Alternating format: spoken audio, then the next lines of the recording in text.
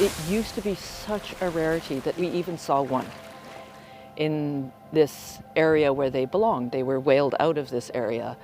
I can remember seeing the first two together, and that it brought me to tears because it was such so moving to think that they might be making a comeback despite everything that we had done to them.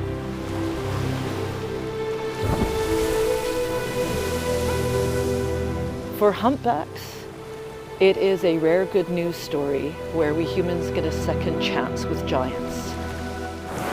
We whaled them in British Columbia up till 1967. We didn't push them over the brink.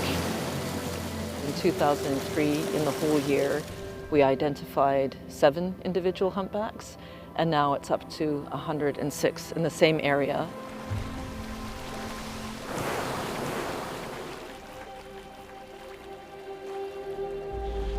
We're only just discovering how important whales are for the health of the whole ecosystem.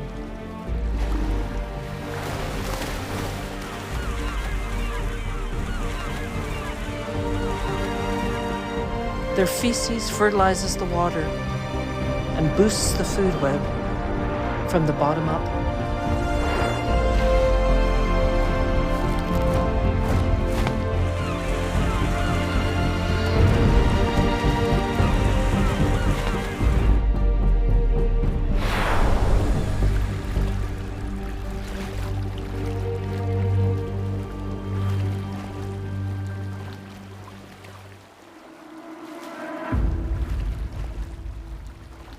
There is the realization that there's still many ways to kill a whale.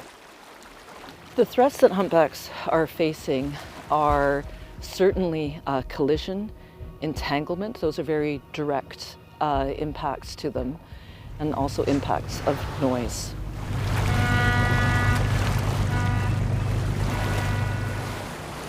There's one issue that we can tackle right now. We have such great concern about collision between boats and humpbacks. And that is everything from recreational boats to sailboats to the large vessel traffic that we literally fuel with our consumerism. The risk is incredibly significant. It is such a huge part of our work to try to reach boaters for the sake of their own safety and that of the whales.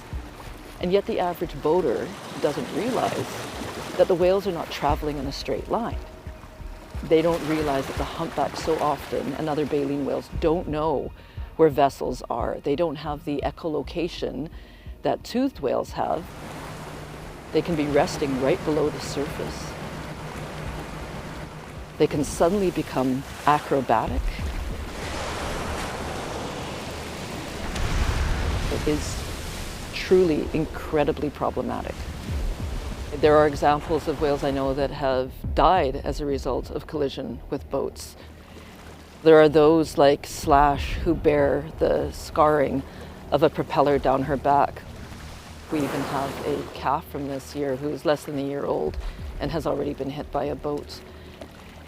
That they survive is remarkable, and of course what we can't capture is how many die and sink to the bottom of the ocean.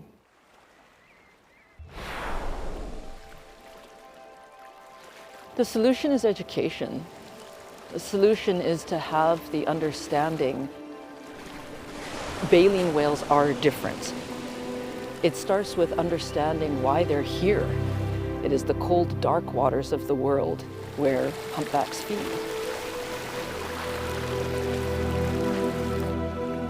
Our core messaging to boaters of any kind is to see a blow, go slow.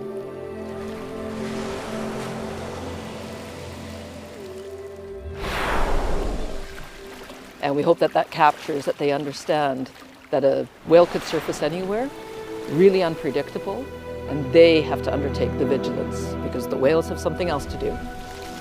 They are feeding, bulking up. So see a blow, go slow.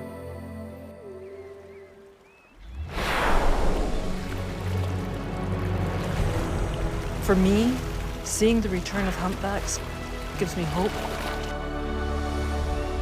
that we can turn things around, not just for the whales, but for all life.